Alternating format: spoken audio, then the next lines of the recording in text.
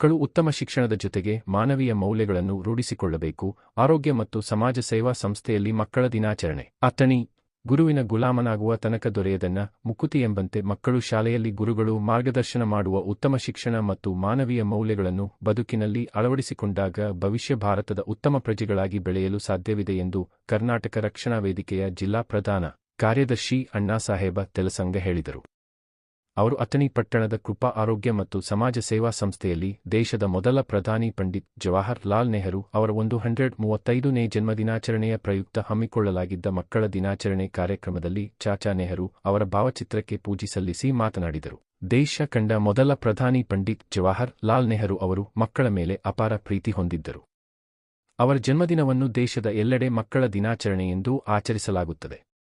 ಮಕ್ಕಳ ಪಾಲಿಗೆ ಇದೊಂದು ಹಬ್ಬದ ದಿನವಾಗಿದೆ ಎಂದು ಹೇಳಿದ ಅವರು, ಪ್ರತಿಯೊಬ್ಬರ ಜೀವನದಲ್ಲಿ ಶಿಕ್ಷಣ ಮಹತ್ವದ ಪಾತ್ರ ವಹಿಸುತ್ತದೆ.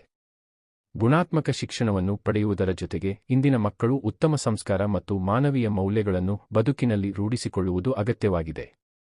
ಪ್ರತಿಯೊಬ್ಬ ಪಾಲಕರು ಮತ್ತು ಶಿಕ್ಷಕರು ಮಕ್ಕಳಿಗೆ ಪಠ್ಯಪುಸ್ತಕದ ಶಿಕ್ಷಣದ ಜೊತೆಗೆ ಮಾನವೀಯ ಮೌಲ್ಯಗಳು, ದೇಶಪ್ರೇಮ, ನಾಡು ನುಡಿ, ಕಲೆ ಮತ್ತು ಸಂಸ್ಕೃತಿಯನ್ನು ತಿಳಿಸಿಕೊಡುವುದು ಇಂದಿನ ಅಗತ್ಯವಾಗಿದೆ ಎಂದು ಹೇಳಿದರು.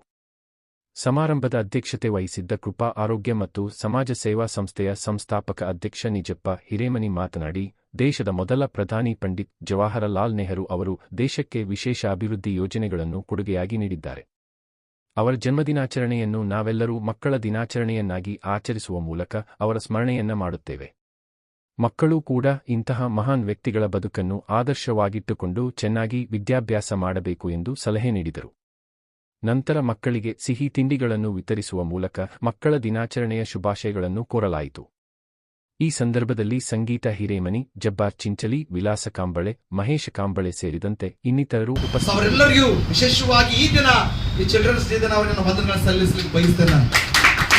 ನಮ್ಮ ಸಹಕಾರ ಪ್ರೀತಿ ನಮ್ಮ ಕೂಡ ಇರಲಿ, ಇನ್ನೂ ನಮ್ಮನ್ನು ದೇವರು ಬೆಳೆಸಲಿ ಅಂತ ಹೇಳಿ ನಮಗೆಲ್ಲರೂ ವಂದನೆಗಳನ್ನು ಸಲ್ಲಿಸಬಹುದು.